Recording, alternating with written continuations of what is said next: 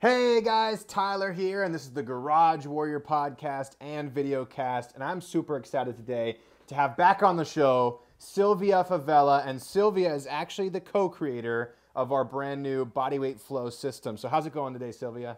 Doing awesome. How are you? I think we're both tired. We would be lying to you if we were like, oh, we're so energetic and ready to go. Right? I don't think there's enough coffee yet. I think I've drank almost everything out of this house and this kitchen, and I'm still trying to go strong. Can I But tell you something weird? I like practically I'm drinking way less coffee this week than I have on like all the weeks before it, just because I felt like really, it was killing my creativity. I don't know I, why.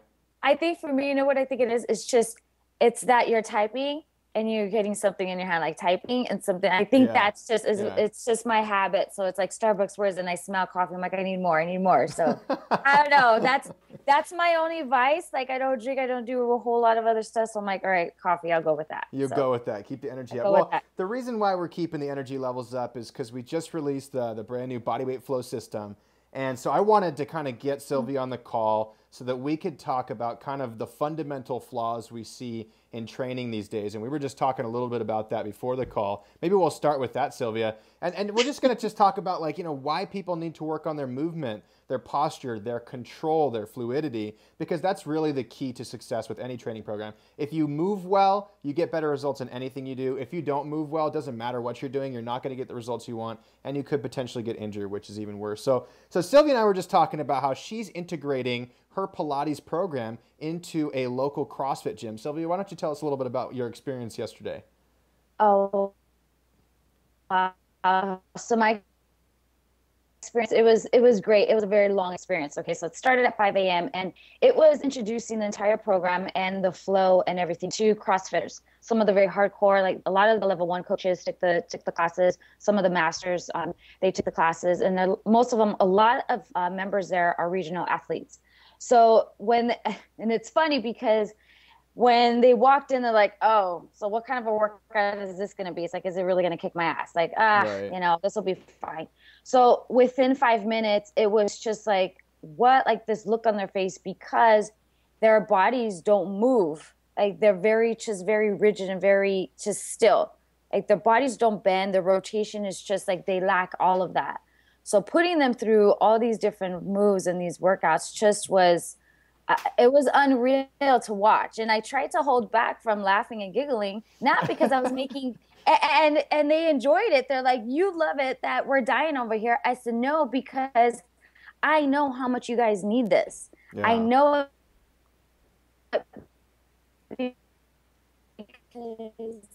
a lot of people look at like movement and flowing like this and doing Pilates moves. It's like they seem to think that there's no point to it. But after doing it, it was such a mental challenge for them that after the fact, they would put me aside and say, all right, how do I keep doing this? I need to do this because there's no way that I'm going to let like this, like just win over me because they couldn't hold it. They couldn't hold a position. They couldn't try, move from one to the next without falling apart. They literally had to take like a 30-second breather in between. They're like, wait, hold on. And I'm talking about hardcore athletes, like shredded, just like in great, great, great shape. And they're like, well, I have like the ab muscles. I said, yeah, you have the show abs. I'm talking about functional. I'm talking about functional core, Yeah. functional abs. Like those, that's what I'm talking about. And they just were like, okay, what do I do next? How do I need to incorporate this? So it was just a great, great, great, like reality check for them to say like they're in great shape, but it doesn't matter. It doesn't matter that they're doing the CrossFit because they need this type of movement in their workouts, and they asked again, how is this going to help me? Like, how is this going to help me, shave minutes off my time if I'm doing, a particular, like if they're competing. That, well, one, you're going to be able to focus more on what you're doing. You're going to be aware of the muscles that need to be firing because most of the time you're not. Two, like your range of motion and your flexibility is going to get better. So you get deeper into that squat. You can, bring the bar up higher, get that full extension that you need.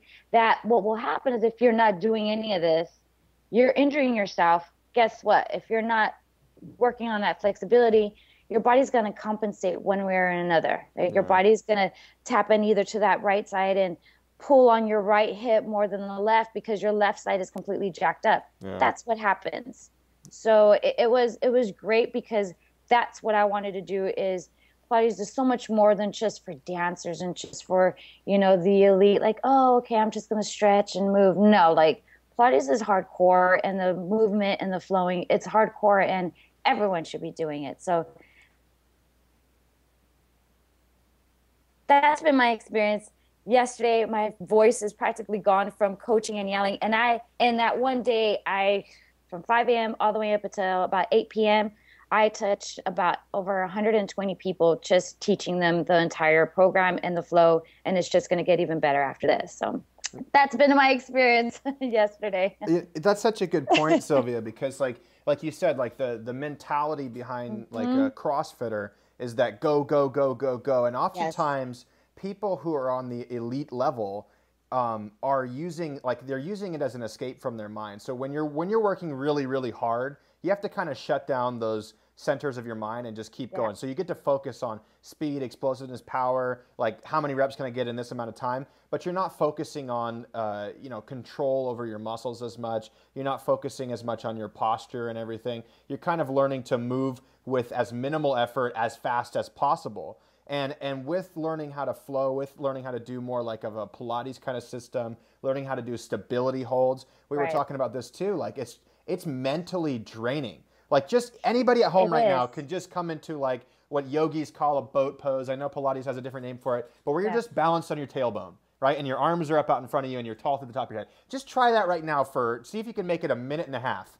Right? Oh, that was funny. Like teaching that. And I made sure to put certain movements like that into the workout. Sure. Teaching that. So I'm holding it, teaching it, talking through it as I'm holding it. And I've got all these athletes like, how is it that you're holding that, talking to us, and we're dripping in sweat? Like, how is that possible? I said, it's all about control. And like you touched on something really important when you talked about the explosiveness of the workouts and the moves. I was talking to one of the main coaches there, and we were talking about the kipping. So like, as far as, CrossFit, they kip, and we're like, why do you do that? Like, what's the, when you're doing strict pull-ups, you're actually focusing on that movement. Where you're doing the kipping, you're using the momentum. And he said, well, the thing about it is that when you're competing and when you're doing certain, WODs of the day, that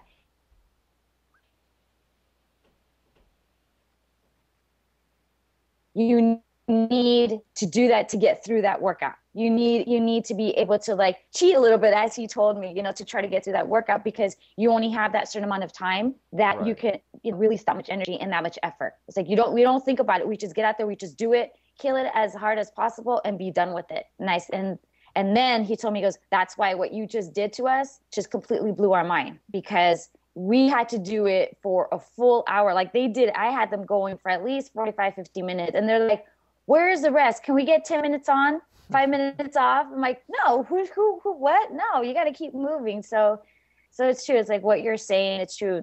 A lot of athletes and a lot of people are like, okay, let's exert this much energy. Let me just forget about what I'm doing. Let me just do it. But then that's how injuries happen too. You're not even thinking about like how much you're lifting, how much you're pulling, but you're like, let me just get it done. And then after, it's like, holy F, like I just like jacked up my back. I just did this because I'm not even thinking about it. So it's true. When biomechanics, like basic biomechanics, basic stability of your body gets ignored, that's when we see like that greater potential for injury. And it's shocking to me. I mean, there's like almost like a paradigm shift from going from intensity to form. And I learned this big time when I trained with Jean-Luc Martin, the Cirque du Soleil hand balancer.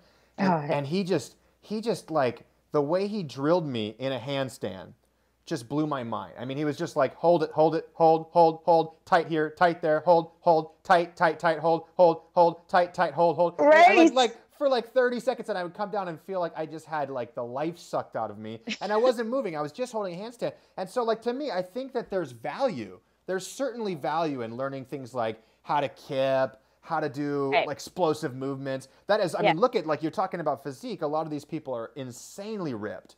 But it's about control. It's about control, right? And so if you don't have both ends of that spectrum, then you're really missing out on the results that you could potentially get. And like you said, the safety factor is not there. But if we take people and we spend a little bit of time focusing on control, focusing on positioning, focusing on posture, focusing on learning how to feel and use the little muscles that stabilize the body. Then when you translate that back into your intense workouts, it's going to get easier. You're going to be able to go faster. You're going to do it safer. And that was why we created this bodyweight flow system.